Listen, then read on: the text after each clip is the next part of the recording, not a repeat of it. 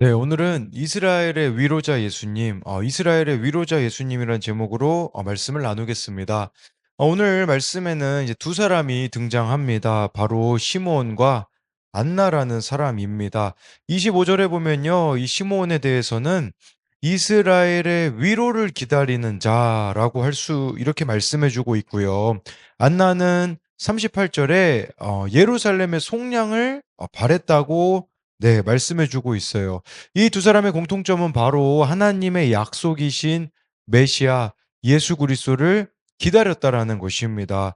둘 다 나이가 많은 자들로 추정을 합니다. 그러나 귀한 점은요, 나이와 상관없이 이들은 하나님께 소망을 두었다라는 겁니다. 우리는 이 나이가 많으면 이 세상에서는 은퇴를 합니다. 그러나 기억해야 되는 것은 하나님의 일에는 은퇴가 없다는 것입니다. 제가 수년째 일주일에 한 번씩 가서 예배를 드리고 있는 권사님이 계십니다. 지금은 좀 부담스럽다고 하셔서 2주일에 한 번씩 가고 있는데 점점 연세가 드시니 움직이는 것도 불편해지시고 옆에서 따님이 돕고 있습니다. 그 권사님께서 하실 수 있는 것은 누워 계시는 것 외에는 없습니다. 그렇게 되어지면요, 여러분 답답하고 절망스럽지 않겠습니까? 그러나 같이 예배를 드리면 다시 권사님이요, 얼굴이 달라지시더라고요. 최근에 다녀왔을 때는요, 권사님께 이렇게 이야기 드렸습니다. 권사님도 사명이 있으세요. 그 사명은 뭐냐면 끝까지 권사님이 예수님 잘 믿는 모습을요, 자녀들에게 보여주시는 게 사명이에요. 그리고 권사님, 누워만 계시다고 힘들다고 하셨잖아요. 누워 있어도 아무것도 못한다고 생각하지 마시고, 그렇게 누워 계시면서 권사님, 기도하세요. 이렇게 이야기를 드렸어요. 무엇을 이야기하고자 하는 거냐면요. 죽는 순간까지 우리는 하나님께 소망을 두자라는 겁니다. 김일환 전도사님이 쓰신 무명이라는 책에 이런 내용이 나옵니다. 마스오카 가스로는 아마추어 음악가입니다. 그러나 자신이 추구했던 음악이 아니라 생계형 직업으로서 그는 음악 활동을 결심합니다.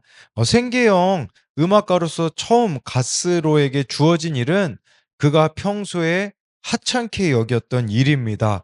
그렇게 그가 처음 공연을 한 곳이 어디냐면 아동복지 시설이었습니다. 가스로는 크리스마스에 우스꽝스러운 차림으로 아이들 앞에서 재생이라는 노래를 부릅니다. 그가 스스로 작사, 작곡한 곡입니다. 아이들은 그 노래의 멜로디가 어떤 것인지, 가사가 어떤 것인지 전혀 관심이 없습니다.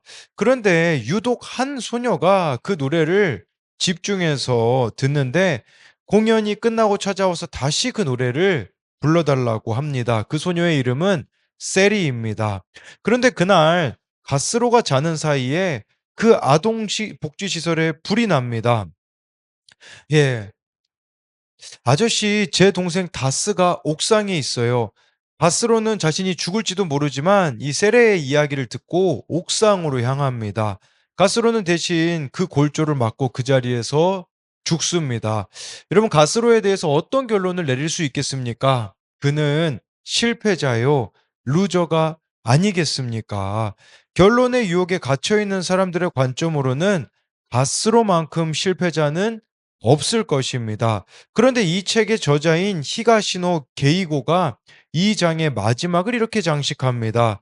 지금은 일본에서 가장 유명한 가수가 된 세리의 데뷔곡이자 그녀가 공연 마지막에 항상 부르는 노래인 재생을 수많은 관중이 숨죽여 듣고 있다라고 하더라고요. 그러면서 그 책에서 이렇게 이야기해요. 그대가 그리스도인이라는 것은 이 보이지 않는 영역에 염두를 두어야 한다는 것입니다. 그대가 닿을 수 없는 영역에 염두를 두어야 합니다. 하나님 안에서 끝나는 지점이 참된 시작이 되는 지점이 많이 있습니다. 제가 이 이야기를 드리는 것은요, 오늘 말씀에 나오는 시몬과 안나는 그런 무명의 사람들이었습니다. 그러나 죽기 전에 이 땅에서 예수님을 만나게 되는 놀라운 경험을 한 사람들입니다. 이들이 예수님을 만났다면 우리 또한 예수님을 만나지 못할 이유가 무엇이 있겠느냐라는 것이겠죠. 정말 오늘 말씀을 통해 이스라엘의 위로자이신 예수님을 저와 여러분들이 만나는 은혜가 있기를 소망합니다. 첫 번째로요. 이스라엘의 위로자이신 예수님께만 소망을 두어야 합니다. 25절부터 27절입니다. 예루살렘에 시므온이라 하는 사람이 있으니 이 사람은 의롭고 경건하여 이스라엘의 위로를 기다리는 자라. 성령이 그 위에 계시더라. 그가 주의 그리스도를 보기 전에는 죽지 아니하리라 하는 성령의 지시를 받았더니 성령의 감동으로 성전에 들어가매 마침 부모가 율법의 관례대로 행하고자 하여 그 아기 예수를 데리고 오는지라. 25절에 시므온을 소개하고 있습니다. 시므온은요, 의롭고 경건하였는데 이스라엘의 위로를 기다렸다라고 말씀해 주고 있어요. 여러분, 이것이 의미하는 바가 무엇이겠습니까? 이 시므온은요, 예수님을, 메시아를 기다렸다라는 것이에요. 즉 시므온은 인생의 소망을 예수님께 두었다라는 것입니다. 여러분, 예수님께 소망을 둔 인생에게 나타나는 특징이 뭘까요? 25절, 26절, 27절에 반복해서 나온 단어가 있습니다. 그게 무엇이냐면 바로 성령입니다. 여러분, 예수님께 소망을 둔 사람은요, 성령 충만한 사람입니다. 성령님과 동행하는 사람이죠. 그래서 25절에 성령이 그 위에 계시더라. 이게 의미하는 게 뭐겠습니까? 성령으로 그는 충만하였다. 성령님과 친밀하였다라는 거죠. 여러분, 성령님하고 친밀하니까 어떤 일이 벌어집니까? 26절을 보십시오. 성령의 지시를 받았다라고 말씀해 주고 있죠. 그 지시가 뭐였습니까? 그가 주의 그리스도를 보기 전에 죽지 아니하리라는 성령의 지시를 받았다라는 거예요. 저와 여러분들이요, 성령의 지시를 지금 우리들은 무엇을 통해서 받을 수 있습니까? 바로 말씀을 통해서 받을 수가 있는 것이에요. 여러분, 이렇게 말씀이 깨달아지는 것은요, 성령의 도우심이 없이는 말씀을 깨달을 수가 없는 것이겠죠. 그런 의미에서 정말 여러분들은 이 성령의 지시를 말씀을 통해 받고 계십니까? 그리고요, 27절에 보니까 성령의 감동으로 성전에 들어가매 이게 우리들에게 의미하는 게 무엇이겠습니까? 성령의 감동으로 순종하였다. 우리로 말하자면 적용하였다라는 것이겠죠. 저는 이게요, 성령 충만이 여기 다 나와 있어요. 성령의 지배를 받는 삶이 무엇인지, 성령님과 친밀한 삶은요, 26절 말씀처럼 말씀을 통해 성령의 지시를 받게 되어지고, 27절처럼 성령의 감동으로 순종하는 적용하는 삶이 되어진다라는 것을 말씀해 주고 있는 것이겠죠. 여러분 안에 여러분들이 예수님을 믿으면 성령님이 계시거든요. 필립 켈러가 쓴 목자가 쓴 시편 23편이라는 책에요. 그가 파키스탄에서 있었던 이야기를 이렇게 소개합니다. 한 번은 파키스탄의 어느 사막 지역을 여행하는데 갑자기 폭우가 쏟아지고 전둥, 번개가 쳐서 도무지 밖에서는 있을 수가 없는 상황이었습니다. 그래서 집 주인의 양해를 얻어 흙으로 지은 조그만 오두막집으로 피신했는데 그 흙집이 얼마나 작던지 입구도 바닥에 조그맣게 나 있었습니다. 거의 기다시피 하며 그 집에 들어갔는데 집안 가득 악취와 매캐한 연기도 가득했습니다.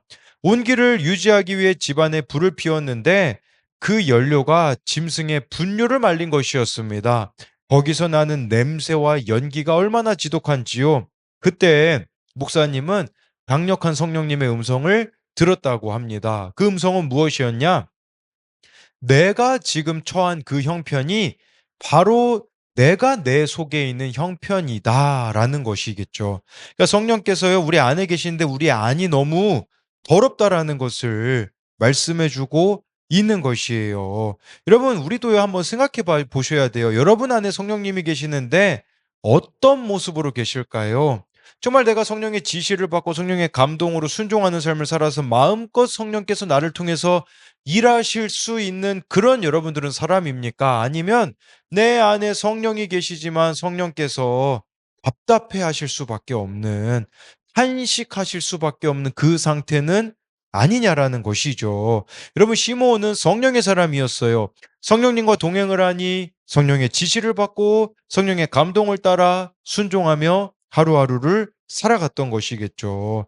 여러분 우리에게도 이러한 성령님과의 친밀함이 있었으면 좋겠습니다. 이 성령님의 친밀함은 예수님께 소망을 두는 자에게만 나타난다라는 것이죠. 그래서 27절에 보면요. 아기 예수를 요셉과 마리아가 데리고 올 때 시몬은 바로 알아볼 수 있었습니다. 그리고 예수님을 안고서는 찬송을 하는데요. 29절부터 32절입니다. 주제여 이제는 말씀하신 대로 종을 평안히 놓아주시는 도다.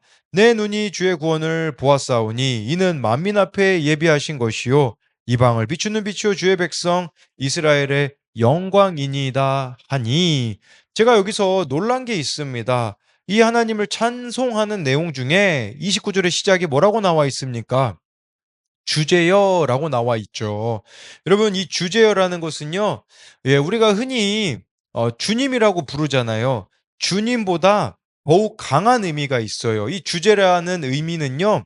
많은 종을 거느린 절대 권한을 가지신 분이라는 뜻이에요. 즉 시므온은 하나님을 절대 주권자라고 고백하고 있는 것이겠죠. 왜냐하면 시므온은요 이 아기 예수를 안고 있었는데 바로 예수님을 통해서 이루어질 구원을 보았기 때문이라는 것이겠죠. 32절에요. 예수님은 이방을 비추는 빛이라고 고백하고 있는 것이겠죠. 여기서 비추는이라는 단어가요. 원어로는요. 빛을 비춰 가려진 것을 드러낸다라는 의미가 있습니다. 즉 어두움이 예수 그리스도를 통해 드러나게 될 것이라는 거겠죠. 더 쉽게 말씀드리자면 어두움 가운데 있는 자들이 예수님께로 돌이키는 역사가 이루어지게 될 것이라는 거죠. 29절부터 32절은 예수님에 대한 어떻게 보면 좋은 평가라고 볼 수 있거든요. 그런데 그 뒤에 보이는 부분은요. 이제는 마리아가 감당해야 되는 예수님을 예수님이 성령으로 잉태했지만 그래도 마리아가 낳지 않았습니까? 그랬을 때 이제 예수님의 사역을 통하여서 이 마리아가 감당해야 되는 어두워 보이는 측면이 34절에 보면 나와 있습니다. 시몬이 그들에게 축복하고 그의 어머니 마리아에게 말하여 이르되 보라 이는 이스라엘 중 많은 사람을 패하거나 흥하게 하며 비방을 받는 표적이 되기 위하여 세움을 받았고 이제는요 마리아가 예수님으로 인하여 겪어야 할 것에 대하여서 미리 가르쳐 주고 있어요. 여러분 쉽게 말씀드리면 예방 주사를 주고 있는 것이겠죠. 그래서 앞으로는 이런 일들이 일어날 것인데 미리 알아두라는 거겠죠. 그랬을 때 먼저 봐야 되는 것은요. 이스라엘 중 많은 사람을 패하거나 흥하게 하며 라고 말씀해 주고 있습니다. 이게 뭘 말하는 거냐면요. 이게 원어로 보니까요. 패하거나 흥한다. 이게요. 멸망과 부활이래요. 무슨 말이냐면 예수님이 사역을 하실 때에 두 가지 반응이 일어난다라는 거예요. 멸망이냐, 부활이냐. 이 두 가지 갈림길 다른 반응이 나타난다라는 거죠. 그래서 첫 번째 반응은 패하는 것, 멸망이에요. 이것은 뭘 이야기하는 거냐면요. 예수님을 거절하는 자들이 있다라는 거겠죠. 여러분 예수님을 거절하면 멸망밖에 남는 것이 없는 것이겠죠. 또 한 가지 반응은요. 흥하게 하며 이것은 부활이라는 뜻이겠죠. 저와 여러분들이 예수님을 믿으면요. 끝이 아닙니다. 어떤 상황에 있어도 어떤 환경에 있어도 다시 살아날 수 있다라는 것을 말씀해 주고 있는 것이겠죠. 또한 예수님은요. 24절 후반절에 보니까요. 비방을 받는 표적이 되기 위하여 세움을 받았대요. 예수님을 많은 사람들이요. 비방할 거래요. 박해할 거라고 합니다. 조롱할 거라고 합니다. 왜 그랬겠습니까? 예수님의 메시지가 찔렸기 때문이거든요. 여러분 찔리면 어떻게 해야 됩니까? 회개해야 되는데 사람들은 찔리면요. 화를 냅니다. 회피를 합니다. 예수님을 죽이고 싶은 만큼 미워합니다. 왜 그럴까요? 자아 때문입니다. 자존심 때문입니다. 내 자아를 죽이기가, 내 자존심을 굽히기가 그렇게 힘이 드는 것입니다. 이런 말씀에 대하여서도요, 사람들은 두 가지 반응으로 나타납니다. 하나는 아프지만 정말 나를 찌르는 것 같이 고통스럽지만 회개하는 사람이 있을 겁니다. 근데 어떤 사람은요, 오히려 예수님을 미워하는, 말씀이 틀렸다라고 말하는 그런 사람들도 있을 수 있다라는 것이겠죠. 필립 켈러가 쓴 양과 목자라는 책에요, 이런 글이 나오더라고요. 자아를 깎아내는 개운함.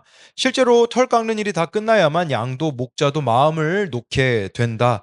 이제는 뒤집힐 염려가 없다. 또한 양은 무겁고 답답한 털 외투를 벗어버린 즐거움을 누린다. 양털에는 자주 더러운 똥과 진흙, 가시덤불, 나뭇가지, 진드기 등과 같은 온갖 지저분한 것들이 들러붙는다. 이 모든 것을 다 벗어던지니 얼마나 시원하겠는가.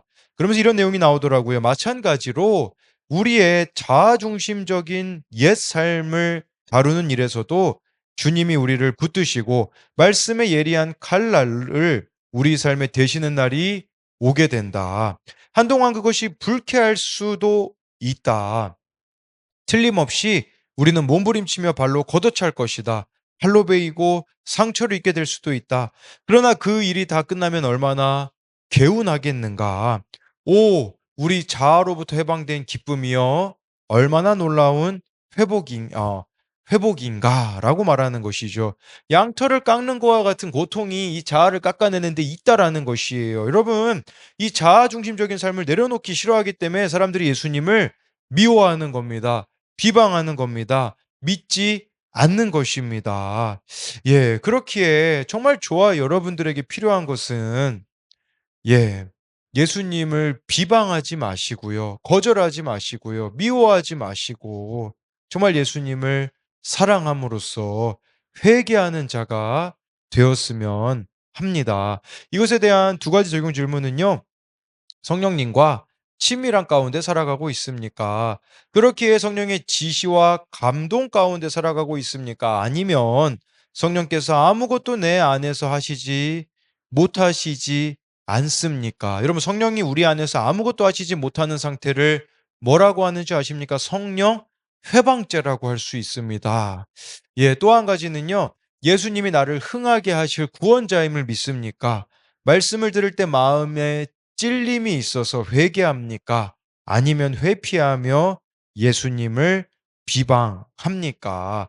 두 번째로는요, 이스라엘의 위로자이신 예수님은 어떤 고난도 승화시키십니다. 36절, 37절인데요. 또 아셀 지파 바누엘의 딸 안나라 하는 선지자가 있어 나이가 매우 많았더라. 그가 결혼한 후 7해 동안 남편과 함께 살다가 과부가 되고 84세가 되었더라. 이 사람이 성전을 떠나지 아니하고 주야로 금식하며 기도함으로 섬기더니, 네, 여기 또 예수님을, 아기 예수님을 만난 두 번째 사람인 안나가 나옵니다. 이 안나는요, 아셀 지파 바누엘의 딸이라고 하고 있어요. 성경에서, 예, 어느 지파 출신이다, 예, 아버지 이름이 누군지 나온다라는 것은 중요하다라는 거죠. 여러분, 근데 이 아셀 지파는요, 이스라엘이 있잖아요. 그 솔로몬 왕 이후에 두 나라로 나눠져요. 북이스라엘과 남유다로 나눠지거든요. 예, 그런데 그 북이스라엘은요, 아시리아라는 나라에 의하여서요, 멸망을 당해요. 근데 그 이 나라가 폈던 정책은 인구 혼혈 정책입니다. 피가 섞여버린 것이죠. 그러니 여러분, 그 북이스라엘에 속했던 이 아셀 지파는요, 유명한 지파가 아니었어요. 이것이, 예, 의미하는 바가 무엇이겠습니까? 바로 하나님을 믿는 데는요, 출신을 핑계댈 것이 없다라는 겁니다. 또 이 안나의 아버지의 이름은 바누엘이라고 하는데, 여러분, 이 바누엘은요, 히브리식 발음으로는 브니엘입니다. 브니엘. 브니엘이 무슨 뜻이냐? 하나님의 얼굴이라는 뜻이에요. 아마도 이 안나의 아버지가 하나님의 얼굴을 늘 구하는 삶을 살았을 것이라고 추정할 수 있어요. 그리고 이 안나라는 이름의 그 어근이 한나에서 왔더라고요. 구약에 보면 한나 아시죠? 사무엘을 낳은. 정말 이 안나, 한나와 같이 살았던, 하나님의 얼굴을 구하며 살았던 아버지의 영향을 받은 자라고 볼 수가 있는 것이겠죠. 그러니 여러분, 날마다 하나님의 얼굴을 구하면 어떤 일이 벌어질까요? 고난이 있을 수 있으나 자기 연민에 빠지지 않게 되어지는 것이죠. 그녀가 겪은 고난이 무엇입니까? 36절 후반절에 보니까요. 7해 동안 남편과 살다가 37절에 과부가 되어서 84세가 되었다고 합니다. 여러분, 그 당시 결혼할 나이, 마리아를 통해서 제가 설명드렸잖아요. 12세에서 13세에 결혼을 했다고 치면요. 그러면요, 이 안나는요, 19세에서 20세에 과부가 되었다라는 거겠죠. 20세로 치자면요, 지금 안나의 나이는 84세이기 때문에 64년이라는 세월 동안 과부로 살았다라고 할 수가 있는 것이에요. 여러분, 충분히 자기 연민에 빠질 수 있지 않겠습니까? 그런데 그녀는 고통을 다른 방황으로, 다른 유혹들로 해결하려고 하지 않았다라는 사실이에요. 오히려 하나님을 더욱 사랑하는 길로 그녀는 나아갔어요. 그랬기에 37절 후반절에 보니까요. 성전을 떠나지 않고 주야로 금식하며 기도함으로 섬겼다고 말씀해 주고 있습니다. 안나는 자신에게 닥친 고통과 외로움을 하나님을 알아가는 일로 승화시켰다라는 겁니다. 여러분, 우리에게 필요한 게 이겁니다. 고난이 없는 인생은 없어요. 근데 그 고난을 하나님께 가까이 나아가게 만드는, 하나님께 가까이 나아가는 것으로 승화시키는 사람이 있는가 하면 그저 자기 연민에 빠져서 세상에서 제일 우울한 사람이 된 것처럼 사는 사람이 있을 수가 있는 것이겠죠. 그러면 아무리 힘든 상황이 있다고 할지라도 그녀가요, 성전을 떠나지 않았다고 하는 거겠죠. 저는 이 성전을 떠나지 않았다라는 게 그만큼 외로웠다라는 게 아닐까요? 그 외로움을 하나님을 붙잡는 것으로 승화시키는 거겠죠. 주야로 금식하며 기도함으로 섬겼다라고 하는 것을 보십시오. 그럴 때에 하나님께서는 어떤 것들을 허락하십니까? 38절인데요. 마침 이때에 나와서 하나님께 감사하고 예루살렘의 속량을 바라는 모든 사람에게 그에 대해서 말하니라. 예, 그래서 이 안나가요, 아기 예수님을 만나게 되었고요.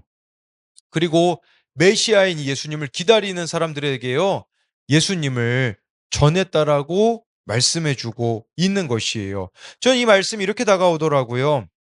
시므온이든 안나든 여전한 방식으로 살았다라는 것이에요. 남들이 알아주든 알아주지 않든 묵묵히 매일 자신을 하나님께 드리며 살아갔다라는 거겠죠. 물론 이들이 예수님을 만나서 정말 기뻤겠지만 저는 그런 생각이 들어요. 이미 그들은 천국을 이 땅에서 누렸을 것이다 라는 생각이 드는 것이죠. 저희 교회에도 그런 권사님이 계십니다. 정말 과부로 살고 계시고 여러 가지 고난들을 겪으신 권사님이세요. 이 권사님이요, 큐티 나눔에 어, 이런 나눔을 올려주셨어요. 요즘 나는 성경책을 유튜브로 봅니다. 책으로 보아야 하는데 잘 보이지 않아서 말씀을 유튜브로 보면서 너무 감사함으로 살아갑니다.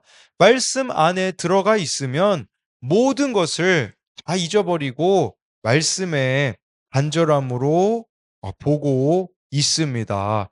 이 권사님께서는요, 제가 새벽마다 올리는 이 큐티 설교를 3번씩 들으신다고 하더라고요. 또 구역장으로 저희 교회에서 섬기고 계시는데 저희 교회 구역장님들은요, 예, 김양재 목사님 그 마태복음 설교를 일주일에 한 편씩 예, 듣거든요. 그리고서 그 들은 것들을 가지고선 또 구역원들에게 나눔을 하시는데 이 원사님은 김양재 목사님 설교를 네, 일주일에 수도 없이 듣는다고 이야기를 하시더라고요.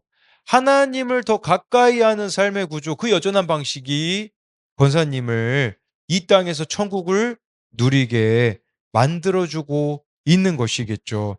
그런 의미에서 저도 이 땅에서 천국을 누리고 있더라고요. 그 천국을 누리는 비결은 저에게는 여전한 방식이 있다라는 겁니다. 지금 이 영상이 올라가는 날은 금요일 저녁일 겁니다. 토요일 큐티를 지금 제가 설교한 거잖아요. 이 영상을 찍은 날은 언제인 줄 아십니까? 지금 제가 영상을 찍고 있는 오늘은 목요일 저녁입니다. 아무도 없는 예배당에서 혼자 저는 설교하고 있어요. 왜냐하면 금요일, 토요일이 예, 새 교회가 연합해서 큐티 목회를 하는 교회들이 연합을 해서 수련회를 하고 있기 때문에 저는 미리 설교를 준비해 놓는 거예요.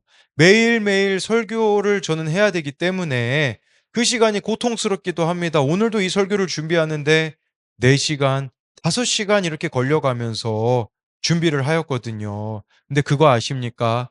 이 말씀 앞에 서는 시간이 저를 지켜준다라는 거예요. 제 삶이 하나하나 해석이 되어지니까요. 정말 천국을 이 땅에서 누리게 되더라고요. 저라고 왜 힘든 일들이 없겠습니까? 그런데 그 힘든 일들 속에서 무너지지 않는 것은 그날 말씀이 저에게 있기 때문이라는 것이에요. 여러분 마찬가지로 오늘 말씀에 나온 시므온과 안나처럼 매일매일 하나님께 소망을 두십시오. 하나님 없이는 살아갈 수 없는 사람으로 살아가십시오. 저는 그게 참 감사하더라고요. 저는 그렇게 잘하는 게 없는 사람입니다. 성격도요, 내성적이라서 자랑할 것도 없고요. 정말 자랑할 것이 없기에 하나님을 붙잡을 수밖에 없더라고요. 제가 목사로서 정말 외향적이고 정말 제가 뭔가 잘하는 것들이 많았다라면 저는 하나님을 의지하지 않았을 거라는 것이겠죠. 그러나 저는 부족함 투성이이기 때문에 하나님을 붙잡을 수밖에 없어요. 아까 제가 말씀드린 그 무명이라는 책, 김유란 전도사님이 쓰신 책에 대해서 이야기를 하는데 그 전도사님이 인터뷰한 영상을 보게 되었어요. 하나님이요, 우리를요, 다 무명의 시간에 두실 때가 있대요. 그런데 그 무명의 시간을 통해서 하나님이 변화를 일으키신대요. 어떤 변화를 일으키시냐? 마음의 변화를 일으키신다고 하더라고요. 그러면서 그 무명, 아무도 알아주지 않는 하나님 앞에서 묵묵히 살아가는 그 시간을 통해서 두 가지가 이루어지신다고 하더라고요. 하나는요, 바로 탁월함이라고 하더라고요. 좀 하나님 앞에서 여전한 방식으로 살아가는 탁월함이 있는 것이 아닐까요? 두 번째는요, 겸손함이라고 하더라고요. 정말 아무도 알아주지 않는 그 시간이 나를 겸손한 자로 만드는 시간이라는 거. 그것을 보게 되어지면서 정말 저도 공감이 되어지더라고요. 이제는 참 자랑할 것도 없고 생색낼 것도 없고 네, 그저 하루하루 주님의 은혜로 살아가는 저의 삶이 된 것을 저는 보게 되어지거든요. 마찬가지로 저와 여러분들이요, 정말 천국을 누리는 여전한 방식으로 하나님을 사랑하는 우리들이 되었으면 좋겠습니다. 이것에 대한 적용 질문은요, 나이, 건강, 시간 등 하나님을 예배하지 못하게 만드는 나의 핑곗거리는 무엇입니까? 나는 매일 여전한 방식으로 주님과 교제하며 살아갑니까? 그 가운데 천국을 누리고 있습니까?